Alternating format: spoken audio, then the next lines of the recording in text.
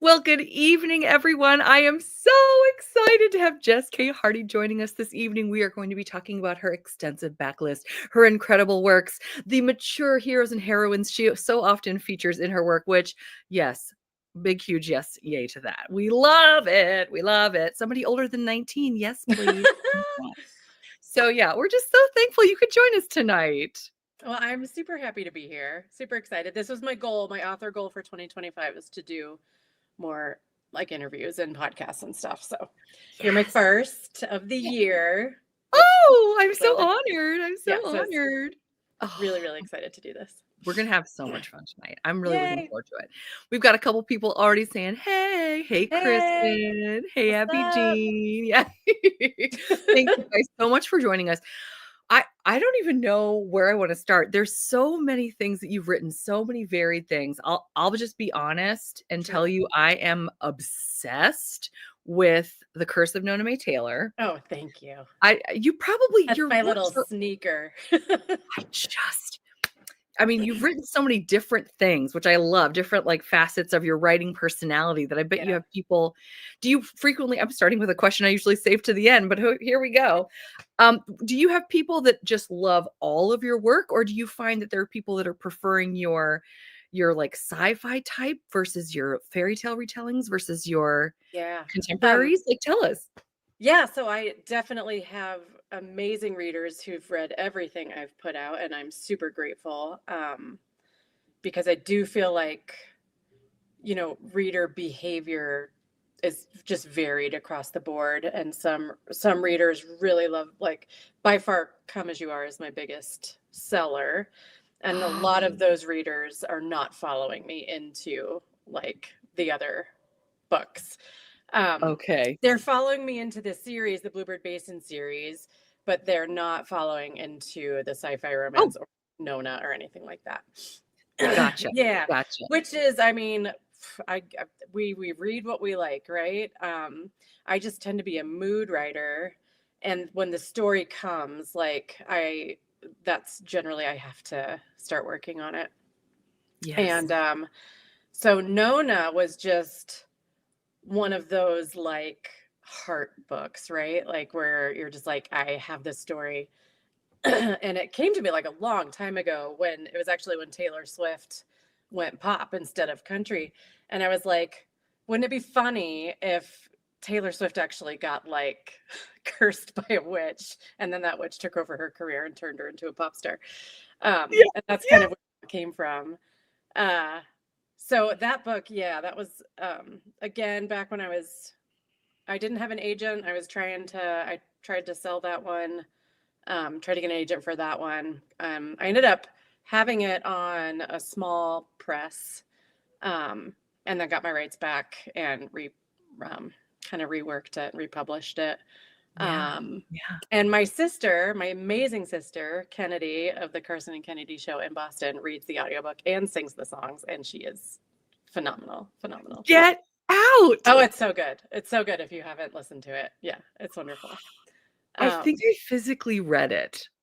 yeah. I mean, and I just remember my heart stopping multiple times with some of these ridiculous twists. It's so Since we're good. here, can you tell Yeah. us for anyone who has not had the chance to read this? I'm gonna be doing a video next month. Not that I need to be plugging my own stuff right now, but my point is, I want to do a video about books I wish I could read again for the first For the first time. time. Yeah. And this is one of those books. Ah, I thank mean, you. I'm gonna be hyping it up. So That's tell great. everybody who hasn't had a chance, what is this about? I mean, you've already mentioned she's like a Taylor Swift. Yes. She's been She's cursed by a witch. she's an up and coming little like folk darling Yes. who is cursed by a jealous witch into old age. So we see her starting the book, she's 83 years old. And she is living because she didn't feel comfortable living in society still as an 83-year-old. And Yeah. because her family and agent got cursed into being animals, talking animals, they moved into her grandpa's old cabin in the off grid, the backwoods of Montana. And that's kind of where they've been living. Yeah. Um, the witch shows up every once in a while, the witch that took her career and turned her into a massive pop star. and has told her that only true love can break the curse, which she nor the family, well, maybe the family later, but she never believed. She just thought that was a bunch of bullshit that the witch was pushing. Yeah. Um, until Charlie shows up. So this injured hiker shows up on her property and she has to nurse him back to health. Um, I love it. and he is 25. She's 83, but really only 23. So the sparks are sparking in like the most inappropriate ways ever. You're like, how am I feeling this, right? Yeah. And Oh, then as he continues to stay there and they continue to get closer, she starts to get younger. And so it's really a story about like family ties, how we can survive even the hardest things when we love each other and stick together. And then, of course, how far, people are willing to go for the ones that they love. And it's funny and quirky and sweet and delightful. It's for the Harold and Maude fans out there. it's And just yeah. it's another level. It's just epic. I mean, it really, really is. That's Thank one of you. the of all the books. I mean, and I read like even right now. Let's see, what is it? The end of May. I've read nearly 100 books this year, and that's roughly I for the almost last several spit years. on my laptop. Do what now? I almost spit on my laptop. That's I mean, for a amazing. book, yeah, it's we love it. We love reading and Yeah. but yeah, this is one of the of the all the books I've read, which are, hundreds and hundreds in the last couple of years. This is one of the top ones that Oh, just it sticks in my just mind. that's amazing. Just Thank you. and you really I mean, there's so much to say too. And I remember when I was reviewing this and when I was talking about it, I always was afraid because again, there are so many really good twists in this. And Right? Like you can't never give too want to much say too away. much. I'm just like, "It's really good, you just have to trust me." Like, I just can't really Which tell is you anything a else. really difficult marketing strategy right there. Right. It just doesn't work. Just So I'm read it. hoping like, I think you write all these books, and this has got to be true for every author unless you're like huge. Yeah. And you hope they get a readership. Right. You do everything the same for each book. Some books hit, some don't, but Right. you're always hoping that the next book will hit in a way that it'll send people back to those other books you wrote that you love just as much, if not more. Yes. But you just Yes. they're not marketable. Like at least I haven't figured out how to really Right. market that one. I love So it, I yeah, love it. sometimes people will go back and read that from if they found me from Come As You Are, and sometimes they're like, "What was that? I don't know. What was What that? was that? Yes. What did I just read? What What just did I blew just my read? I don't know if mind? I liked it, but it was fun." Yeah, that sort of thing.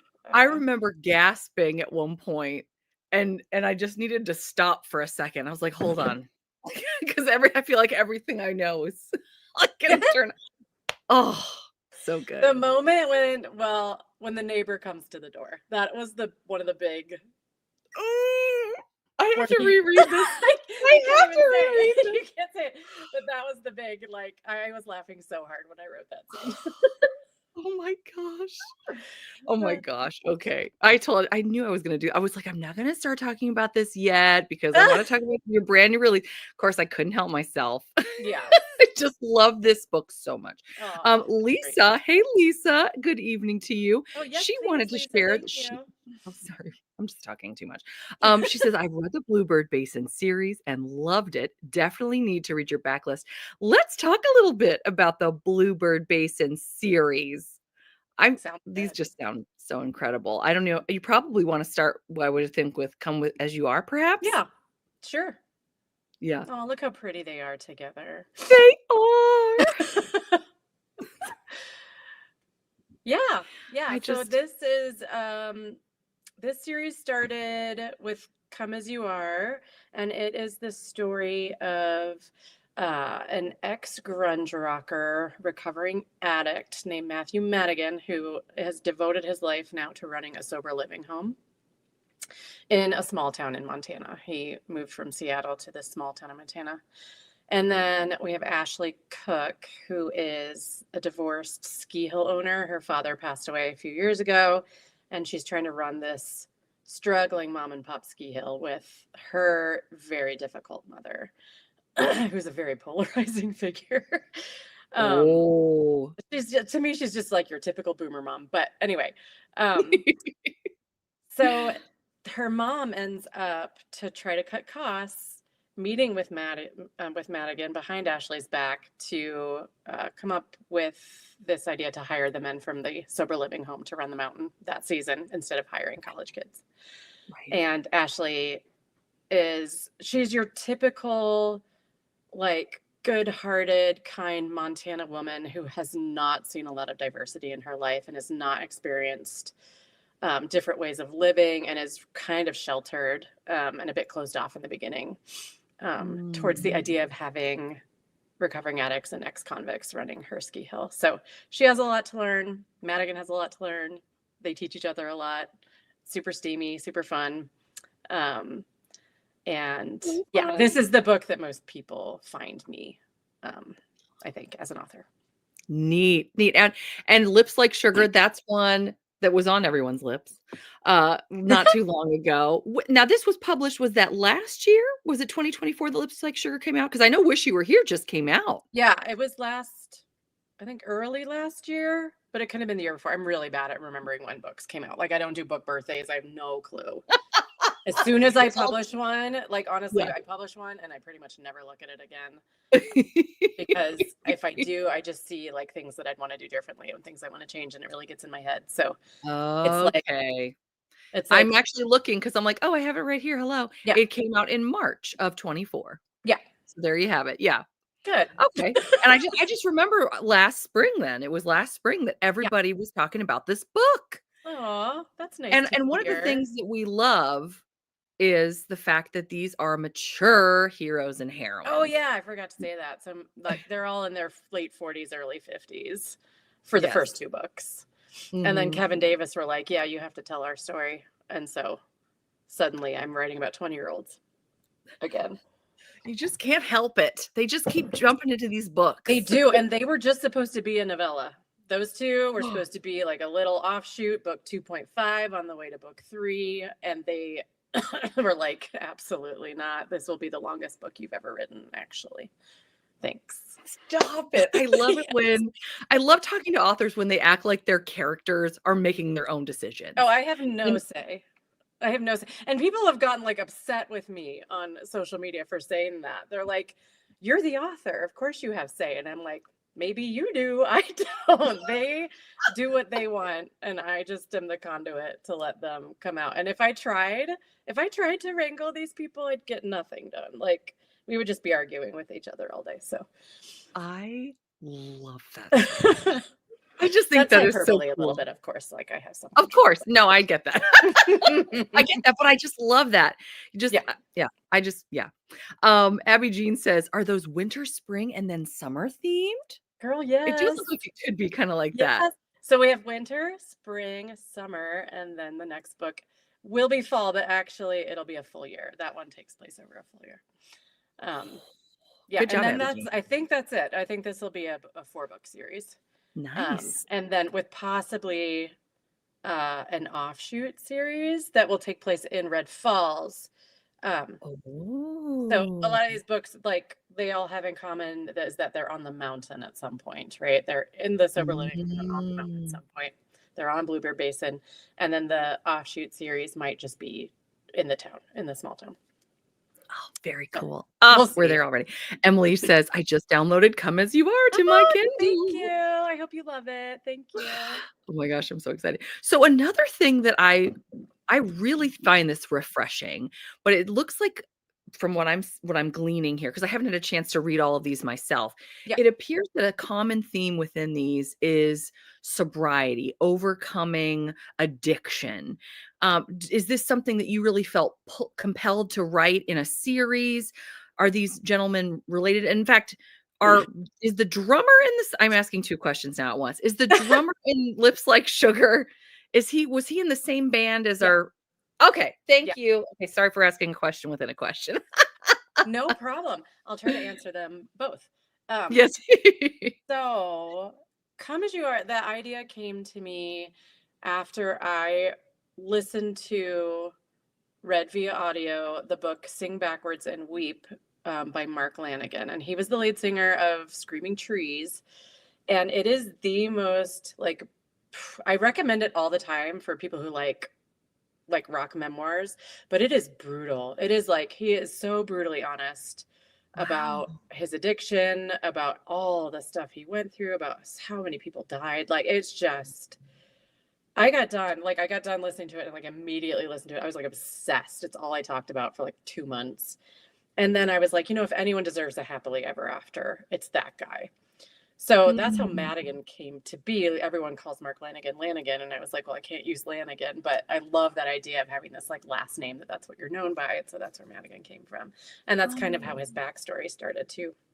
wow. And so that's kind of the start of where the addiction storyline came from.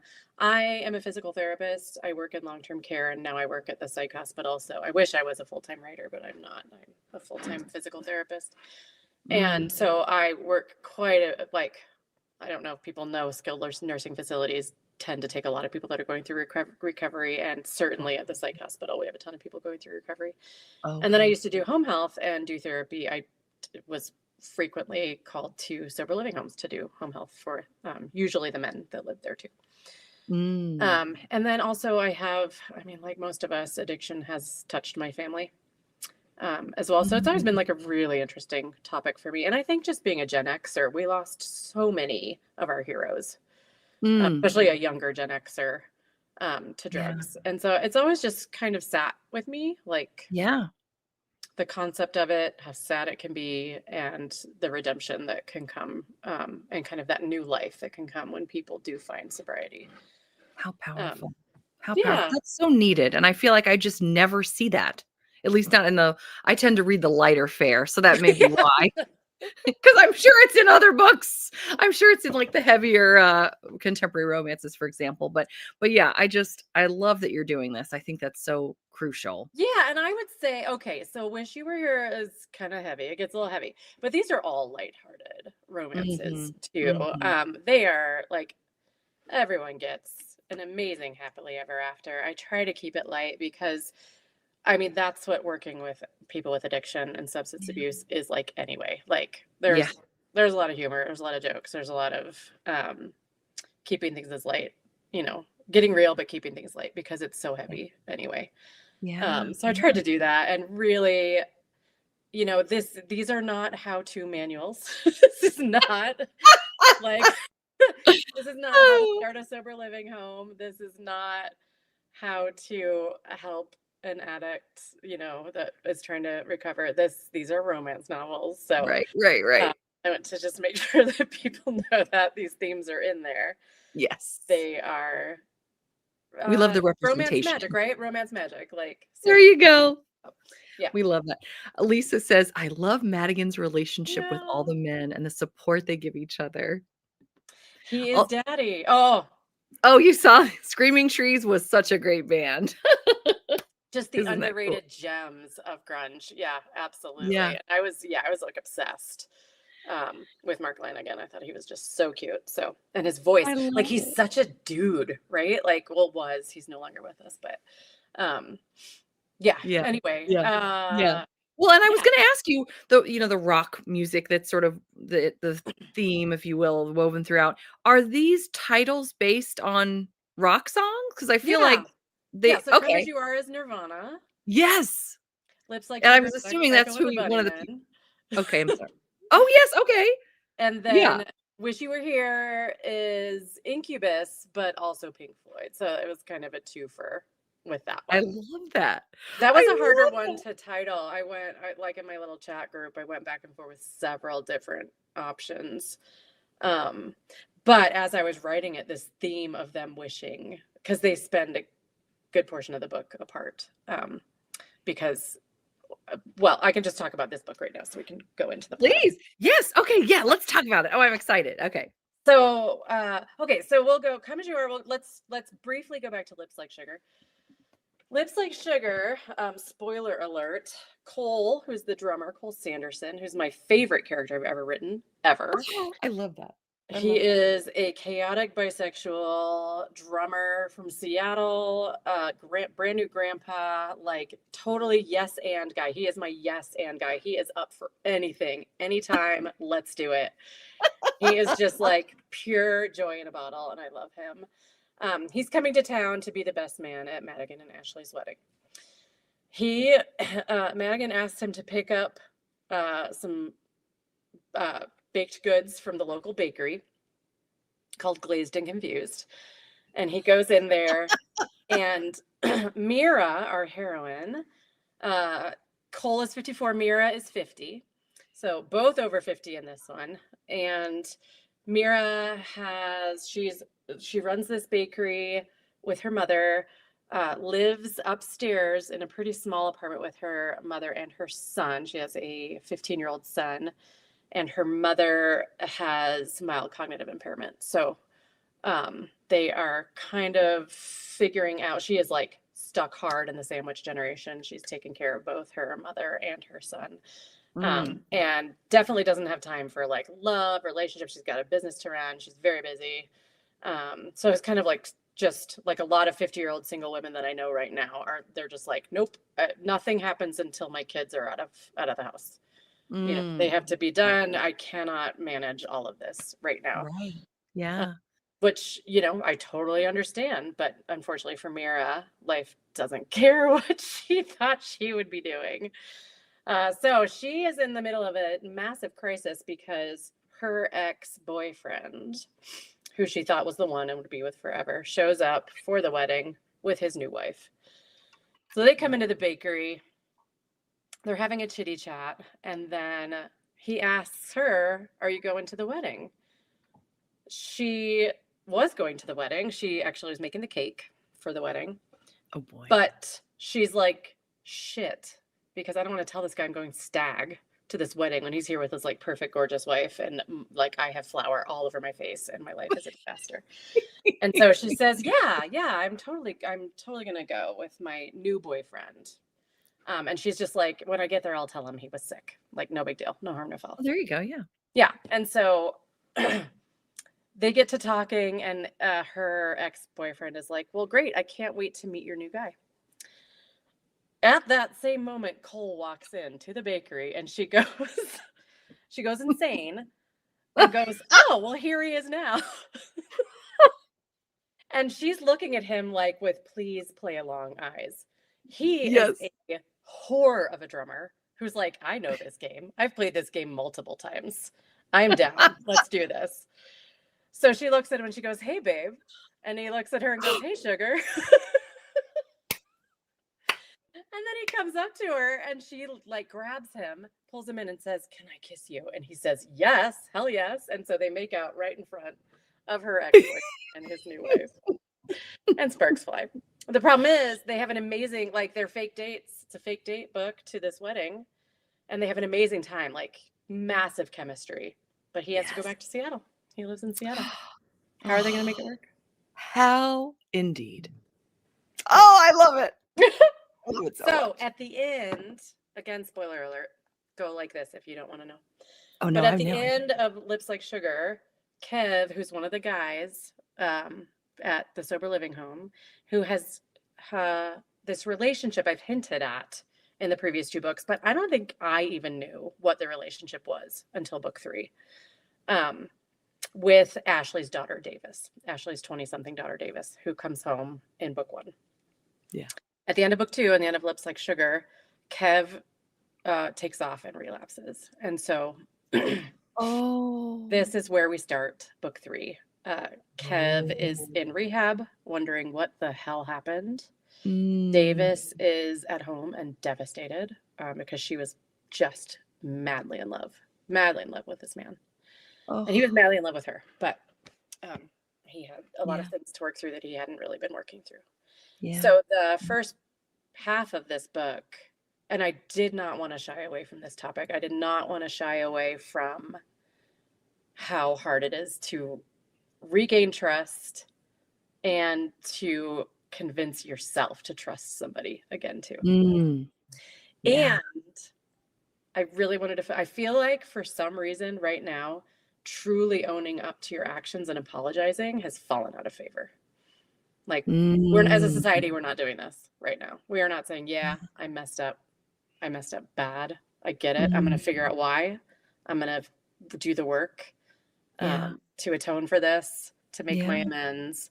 And so I leaned in really hard to that with this I book. love it. Yeah. So it starts out pretty heavy. A lot of tears. I get lots of angry DMs from readers that they've been crying all night. Oh, no. But it just goes like this. The whole book just goes like this. There's no third Yes. act breakup. It's just like, woo, like they just have Yeah. to get through Just that stick really. with it. Yeah. You'll make it through. But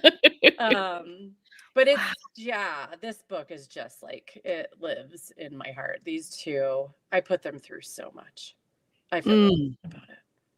I feel really good about I love when two people can end up together because they do the work rather than just the it. "I love you, so it will all work out because of my love for you. It changed you." Yes.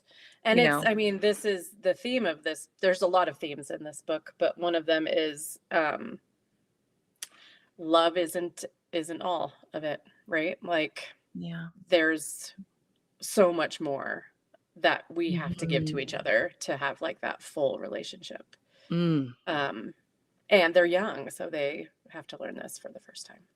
Yeah. And they do. Oh, It's so oh, good. so powerful, so powerful. Yeah. We've got another I love all the Gen X references. Yes. Yeah. So fun. I'm the last year of Gen X, so I totally dig the vibe. I'm close. I'm only 76, so I'm close too. I am like Ah, young Gen X. And very good. my oldest sister is 5 years older than me, and we are like super different references, cultural different references. So yeah, Isn't I'm that hitting that fun? the zennial market. Yeah. But the beautiful thing about all these books is that Madigan is daddy throughout, especially in this one, especially in Wish You Were Oh, Here. He literally yeah. is daddy. He's literally daddy. Yes, because he's Davis's stepdad, Yeah. but he's also Kev's sober living homeowner, Yeah. manager guy. And there is this, oh gosh, thread throughout the book of like, as a parent now, I have a 16-year-old son. As a parent, you cannot live your kids' lives for them. Mm. You cannot tell them, here's how you're going to get through this situation. All you can do is sit back and watch and like wring your hands and just hope Yeah. like that Yeah. you've told them the right things at the right time, that they're able to figure this out. And Yeah. so Madigan and Ashley are going through that in the whole book. You don't really, I mean, you see it a little bit through Davis's viewpoint at the end, where she Yeah. kind of realizes how much they've been supporting them in the background and trying to help them through this without getting in the way in any way. But yeah.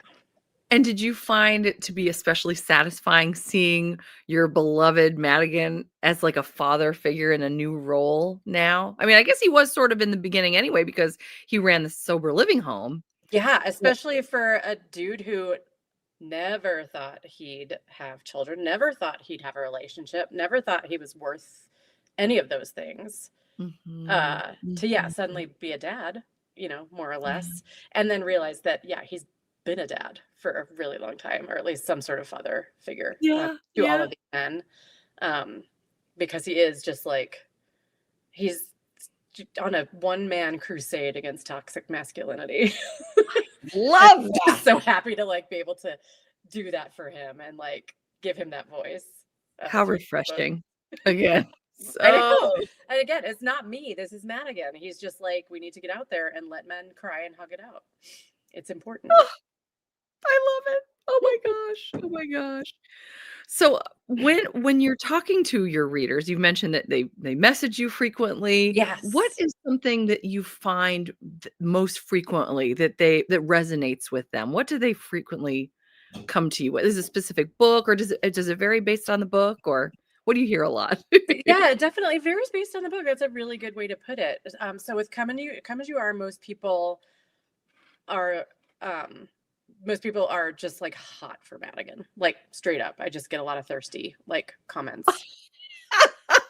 But God, like Lips Like Sugar too. Lips Like Sugar, I have gotten so many DMs from readers who have parents with dementia or mild cognitive impairment. And again, because I work in long-term care, it was so important to me to accurately portray what it's like to, as the person kind of going through it, as the family living with them. It was really important for me, again, to like super compassionately and accurately portray that. So I got a lot of DMs from people, readers, just saying thank you. It's the first time I've ever felt like you could have been describing my life with my dad or with my mom. But then there is a small subset of my readers who are just as obsessed with Cole Sanderson as I am. And so those are just like unhinged DMs that I adore. And I like screenshot all of them and save them because I love it so much. And then with here, it's mostly people yelling at me and telling me they've been crying. Yeah. I don't know. I'm like, so I've like sent out so many like heart, hug. Sorry. I like sent so many of those. Copy paste. Yes. Like, Just keep reading. Hang in there. It gets so much better. I promise it's worth it. Let yourself feel things. It's important to feel things. I love that. Okay. I feel like this is a great opportunity to ask probably my favorite question of all, which is, what would you say makes a great story? Oh, there's so many great stories. So it's hard to say like what makes one great. I guess for me, I always want my characters to learn something, like about themselves, about each other. And that's that thing that they don't know yet, that they haven't learned yet, is the thing that's keeping them apart. Like, and so they have to learn that thing in order to be together. I love that. Yeah. So I always want, like, I always try to have, I tend to be theme heavy in my books. And so I'm constantly like self-editing my own themes. I'm like, you don't need 25 themes in this book, but that's the big one for me. Is there is something these people, they're totally either super attracted to each other, or deeply love each other, but they haven't learned the thing yet that they have to learn about themselves and about each other before they can really be together. And so when that hits, I love that. I love that in a book. That's profound. I love it. And I love it when it's sneaky, so you don't really know until the end. And then you're like, oh, yes, of course, like that. That was it. How fun. So fun. So, yeah, that. And then for a good story for me, usually has to have a little bit of humor. But not always. But yeah, no, a little bit of humor. Yeah, I'd say a little bit of humor for sure. I love that. I read so many that have touches of humor that occasionally it's sort of jarring to me when I read one that's got absolutely no humor. No humor. Like, funny. This is rough. There was the summer before last we did. I don't know if you're familiar. Have you read any? No, I'm not making any sense. Historical romance, for example. Oh yeah. So Tessa Dare, I don't know if you're familiar, Love but Tessa. Yeah. Tessa was one of the first authors to like engage with me on Twitter way back in the day. Get out. And I shit myself. I was like, Tessa Dare liked my tweet and she's responding to my tweet. I adore her. Oh my gosh. Me too. And we had the best time summer before last. A bunch of us got together and did a Tessa Dare read along all summer. We hosted all the booktubers and everybody came. Oh my gosh, it was such a blast. And then I went from a whole summer of Tessa Dare to a historical romance that was like super heavy, no humor at all. And I was just like, what is happening? Where is the guy that reads eulogies to the dead kids, to the dead doll? Like, where is that? I love that book. That's the governess game. I can tell you right now. I know. So good. Oh my gosh, too funny. Well, okay, so not only do you write amazing contemporary romances, and we also talked about, how would you, by the way, classify, or can you? Is it beyond classification, The Curse of Nona May Taylor? What would you try picking a category in Amazon for that to be in? I've learned a lot in my author career. I love that you say you're a mood writer. I've never heard of a mood writer, but I'm sorry. Move right. Sorry. Maybe you wait for your quirky books after you've become somewhat like you have some readership. Because no, there is no category. There's no category for this. I think I usually pick like paranormal romance or fairy Okay. tale retelling. I am selling it as a gender flipped Beauty and the Beast. When I was writing it, that was nowhere in. I was not thinking Beauty and the Beast. Nothing until someone read it and said, "Oh, you wrote a gender flip Beauty and the Beast," and I was like, "No, I didn't, but I'll totally use that for marketing because it's pretty." I can see it. Oh, yeah, I did. But she even makes a joke about it because at one point, Bridge, her sister, who's a fox, who's been cursed to be a fox, um, says something about, this is just like Beauty and the Beast. And Nona gets really offended. She's like, "Am I the beast in this scenario just because I'm 83?" Oh, I So, love like, it. tiny tongue in cheek, but that was not when I went into it. That was not my intention. So yeah, it's a really challenging one to market Yeah. anyway. So we've got these, and then we get to something that I'm really excited about. Now this, Hey, I believe, came out. baby. It's so December, crazy. yeah. Yeah, so it just came out not like 6 months ago. It's still a Yes, baby, little it's baby still a book. baby. Tell Um, us about this, and then we could talk about more about these. Okay.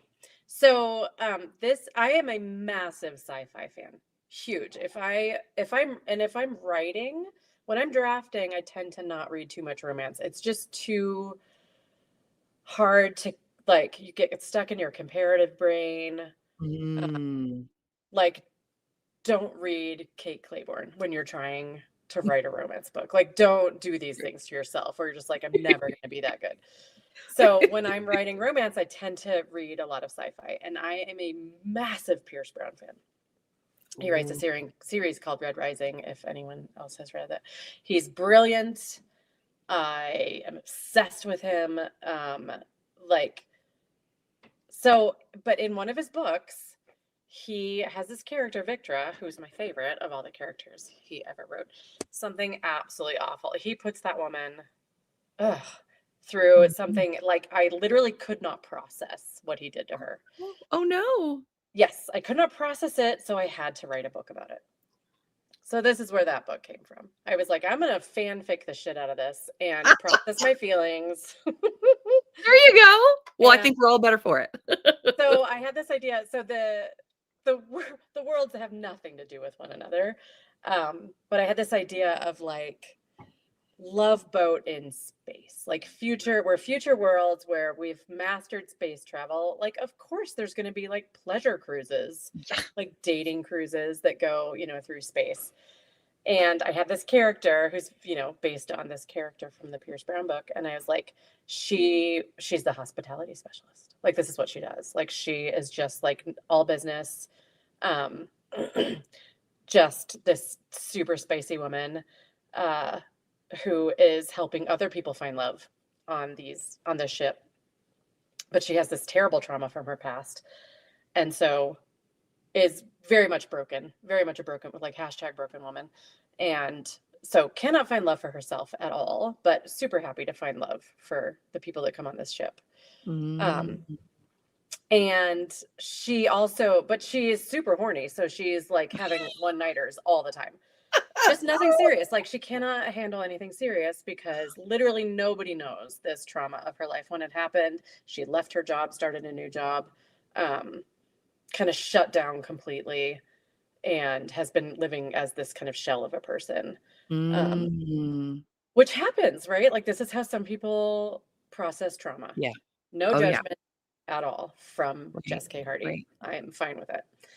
So she goes off ship for a training and meets this amazing man, this from Venus, because we have terraformed all the planets at this point. And so um, Venus has been populated kind of like by your perfect British gentleman, like and gentlewomen. That's who lives on Venus. It's a very sophisticated planet. I love it. And she meets him through this dating app that she loves to use. And it's a dating app that was developed by this ocean planet. So the theory of the book is there are two solar systems. We have our solar system, And then we found a wormhole that goes to a different solar system called Juniper 13. This book takes place on the far side solar system. And so in that solar system, there's an ocean planet called Portus, and everyone there is empathic. And so these empath women developed this dating app that detects who a person needs right at the moment. Not forever, but at the moment, what do you need? So it's like a one-night stand dating app, basically. She meets this guy. They have the best one-night stand ever. And then she yeets out. She's like, bye, I'm going back to work. 3 months later, he shows up on her ship as their new language and customs expert. And he's like, oh my God, I've been looking for you for 3 months. I cannot believe you're here. And she's like, no, no, you're a one night stand. Like, I don't do this. I certainly don't do it with coworkers, but it's nice to know you. I, hope that we can be friends. I love it. Yeah. And so the book is just him desperately trying to get this woman to realize they're perfect together. And then a lot of shared healing through trauma, because he has gone through something similar, and they find that out in the end, and he sensed it in her from the very beginning. Yeah, it's so beautiful. And then there's like these second plots throughout the book. There's a like universal like intrigue and espionage type storyline, which of course you need. And then there's a lot of like matchmaking too. Big purple alien matchmaking that's just super sweet, and he's a fan favorite, Garen, who is completely taken from a Pierce Brown book for a character named Ragnar. Same freaking letters, just like what an anagram those are called. So oh my gosh, this book I love. It also has my favorite audiobook. Sarah Kempton is the narrator, and she did I was like sobbing the entire time I heard it, because it was exactly Sunny's voice for me. And so good if you read via audio and are into sci-fi romance. Sci-fi romance that's kind of like a friend of mine told me I needed to call it post-contemporary romance, because it's very much contemporary romance that happens to take place on a space cruise. Post-contemporary. Yeah, I love that. Like, that's brilliant. That is brilliant. Yes. The Amazon category for that, unfortunately. They just got to make one. That's all. I'm working on book 2 right now. I'll do a title reveal right here live on your show. Oh! It's going to be called Alani and the Empath. And it follows Alani from the first book. She's a bionic. She's half human, or half bionic, half AI. And at the end of book 1, she installs her hormone upgrade. Yeah, so it'll be a different title, different cover. Okay. But similar story. These were the old books that I got my rights back from the publisher. I'm reworking all of them. I added like 25,000 words to Sinister and the Venusian, because this was an imprint that had a 70,000 word limit on it. What? Oh my gosh. So this one already has 10,000 extra words on top, and I am only on like chapter 5. So yeah, going to be very, very different, but also kind of the same. And she's installed this hormone upgrade. She's going through a lot. She has no idea what's going on with her body and her feelings. She ends up going to see the ship's physician, who is an empath from that ocean planet. And it's hysterical.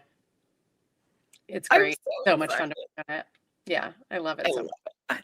No, I'm sorry. No, I don't want to ruin your train of thought, because I'm just eating this up. I just can't stand it.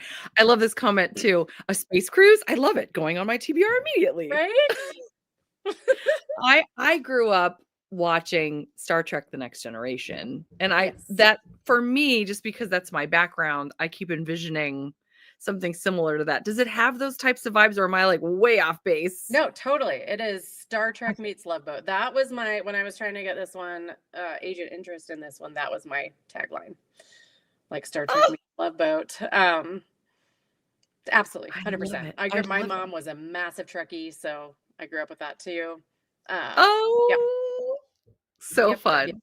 Yeah. So fun. So like this, so Sinister the Venusian is an on-ship story. Alani and the Empath is an off-ship story because Star Trek has both. Right. Yes. Right. Yeah. They go on their excursions. Now, is this the one? I was really enthralled.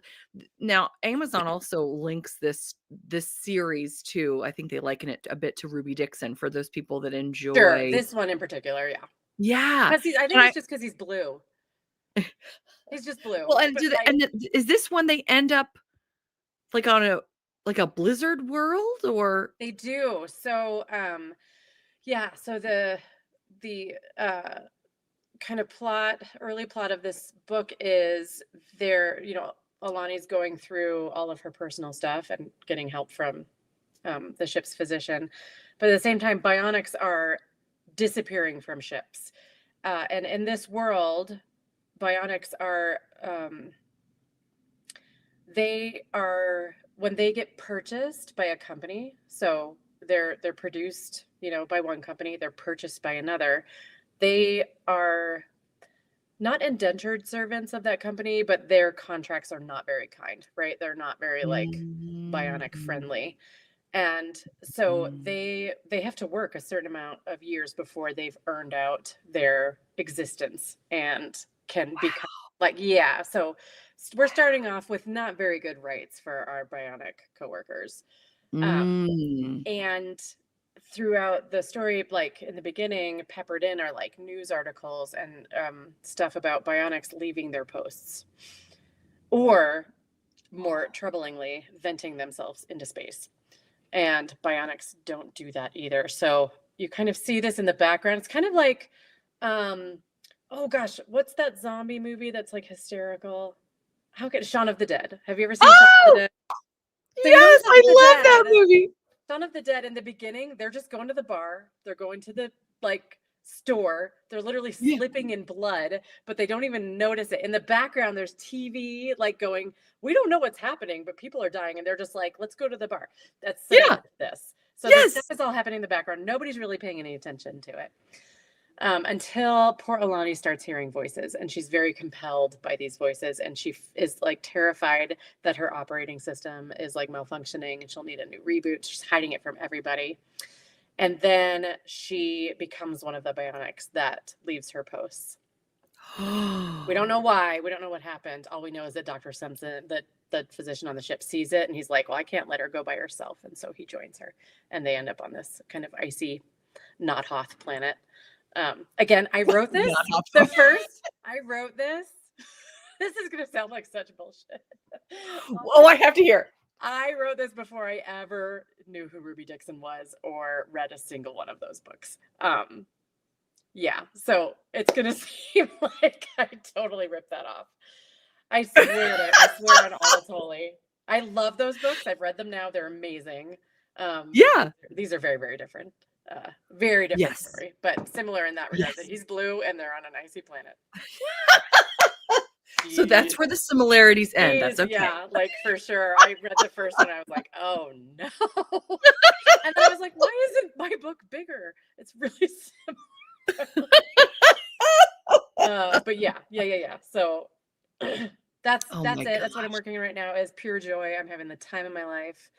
It sounds Rewriting this. incredible. Oh yeah. Yes. There's nothing like getting your rights back from a small press, because you usually have like, I don't know, some sort of weird limitations they put on things, and then you get it back and you're like, oh, I can do what I wanted to do with this in the first place. So it's great. Circling back to the Yeah. beginning, talking about Taylor Swift with her Mhm. Taylor's versions Mhm. of things. This is the Jess K. Hardyi It's version. totally the Jess K. Hardyi version. Authors say that all the time. We use that all the time. We get our rights back. We're just like, this is my Taylor. I love it. Yeah. I love it. It's just true. So It's true. so You fun. make editorial choices you might not make because of pressure from, the feedback you're getting from your Yes. editor. And sometimes it's really nice just to be like, no, this is going to be my story. I love It looks that. like your Wi-Fi name or password has changed. To update your Wi-Fi information, go to the Alexa. That was my Alexa just spazzing out. That's my she's from Wi-Fi password. iBionic. That's a bionic right there, right? Seriously. gosh, life imitating art right You're there. so meta, Jess K. Hardyi. You're another level. I love it. She's like, Absolutely. I set it to do that right then. I did. Yeah, I that love was just, I'm glad it worked. Glad I got some it. It's yucks. amazing. Oh my gosh, I love it so much. Oh my gosh. Yeah. Yeah, this is just I mean, I'm fascinated by this entire series. And remind me, you may have just said it a moment ago and it popped right out of my head. This is expected when do you think this may be That's a really expected? good question. I'm thinking my problem is because I'm a mood writer and I work full time and I am like horrific in the editing phase where nothing's ever good enough. Like I'm such a perfectionist when it comes to that. It Mm, is really hard for me to have timelines, which also is sure. why like I can't get more books out and I can't just like I don't know. I feel like I That's can't become like an adult author. Like I'm a baby author and I'm just kind of stuck there. Uh, maybe. But I love that. Then but you're not, stuck. You're not writing yourself into a corner, no, literally. no. And like every time I hear authors talk about being on deadline and how detrimental it is to the creative process, I'm Mm, like, well, I'm just maybe I'll just stay here forever and just do 1 or 2 books a year and that'll just be there my you go. deal. Because if I can't dive headfirst into the creative process, this is not an enjoyable side career Mm, for me at all. that's so Um, powerful. Yeah. writing is wonderful. Like being an author is wonderful. The business side of it is wretched. Mm, So if I think if I got too much like tangled up in that aspect of it, yeah. I wouldn't be having a good time. Yeah. And I'm 49. It's important to have a good time at this Yes, it point is. in my life. There you So go. I love it. I'm hoping a couple months, I'll be done with this new rewrite and it'll be off to my editor. Um, and then that's like a 2 to 3 week process of getting edits, getting them back, going through them, um, getting it ready for publishing. And then usually, like once I send it to the editor, I usually set the pub date for like 3 months after that, because then I've got the 1 month to get it all ready, and then 2 months for marketing and stuff like that. So, and Nice. then I would love to be able to link. I've never released an audio on the same day as the ebook and the paperback. It's always like several months later, because I'm trad in my audio.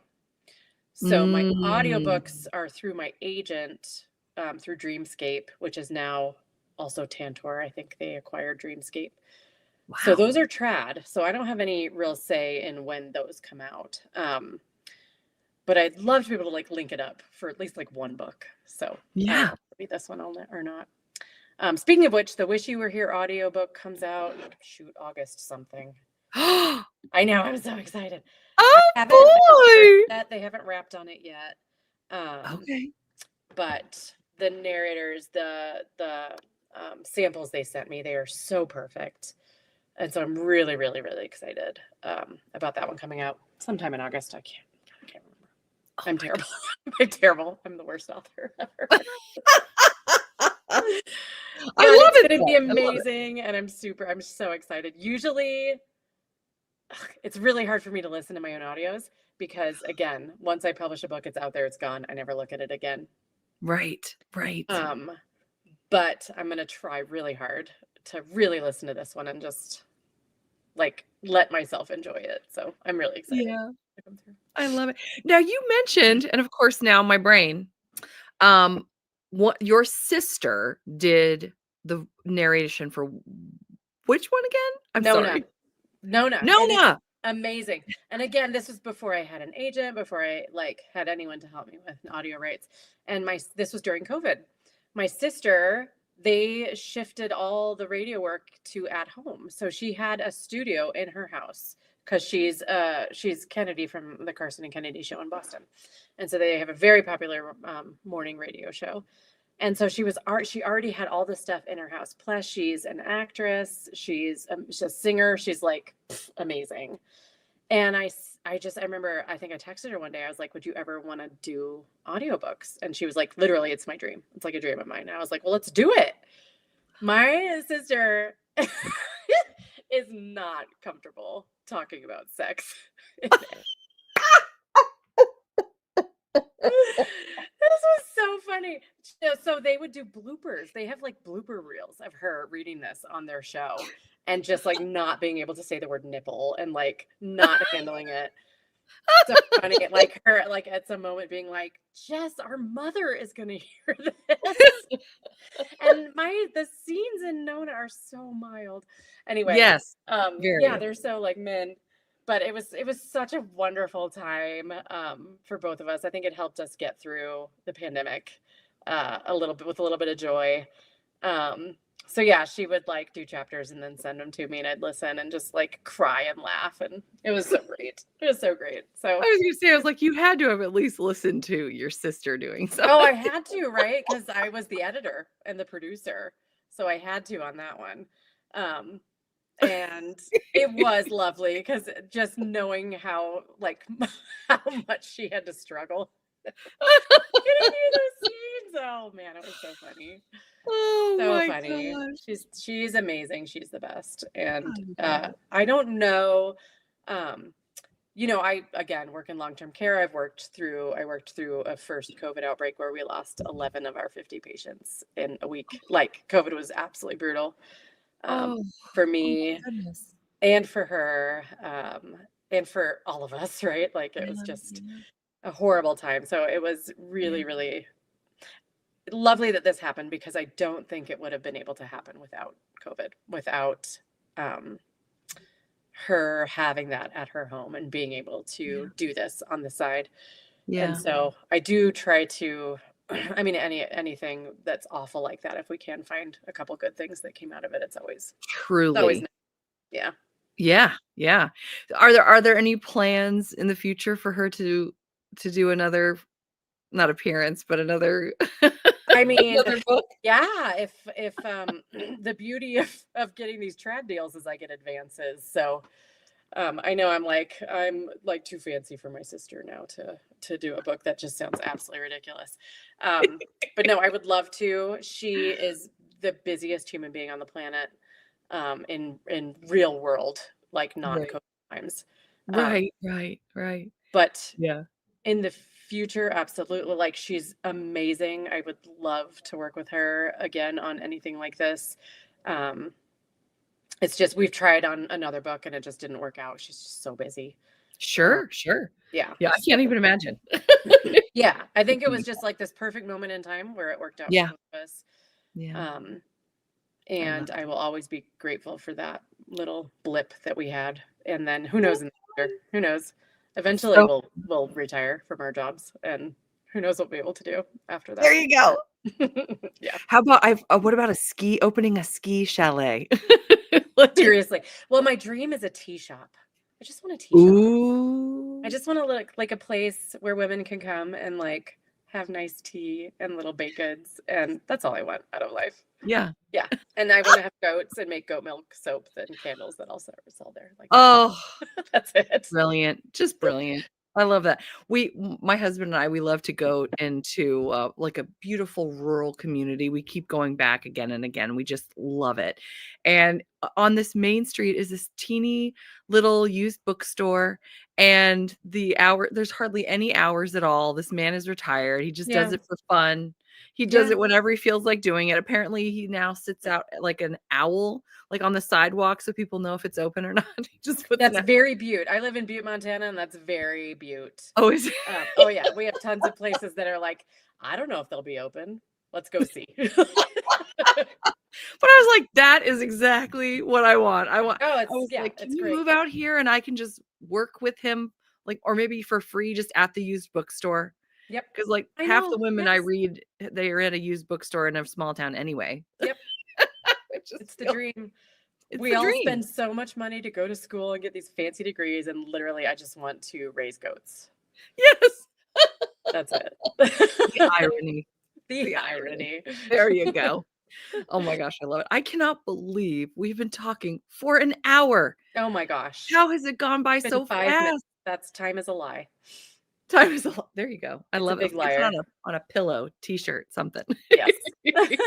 Well, before I let you go, I need we have to talk about just really quickly so everyone knows what is on the horizon for you. Any interviews coming up, book Oh, signings, etc. What's going on for you right now? really good question. I'm gonna have to pull up my calendar one second. Sorry. So I am doing an event. Oh, my poor mom just texted me. Where is the interview? Oh I'll have to send her the link when it's done. no! There we go. Okay. So July 10th. July 10th. Okay. Myself, Kate Canterbury, Nikki Payne, and Namrata Patel will be at Love Struck Books in Boston, Massachusetts. We will be doing a panel on the inherent politics of reading and writing romance. It's going to be amazing. Whoa. And that is at, oh gosh, what time is it? 6 or 7? I'm not sure. But if you follow Love Struck Books, they will let you know when that is. That I'm very excited about that. And then because Kennedy lives in Boston, so I'm seeing my sister then.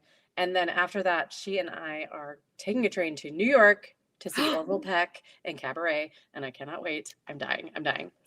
And then what else do I have? I have I'm so sorry. a podcast. Ooh, a podcast. I do, but I can't find it. I must not have put it in my calendar. I think it's in September. Another podcast, but I don't remember 100%. I'm just trying to schedule some more things for myself. Yeah.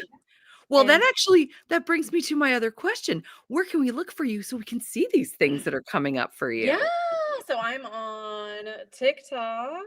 I just got back on TikTok. I'm not a fan. At Jess K author. I post I'm like a drive-by poster. So I'll throw something on TikTok and then I'm out until the next day. Instagram, I am at Jess K Hardyi author. And then Threads, I am also Jess K Hardyi author. I am no longer on Twitter because fuck Elon. So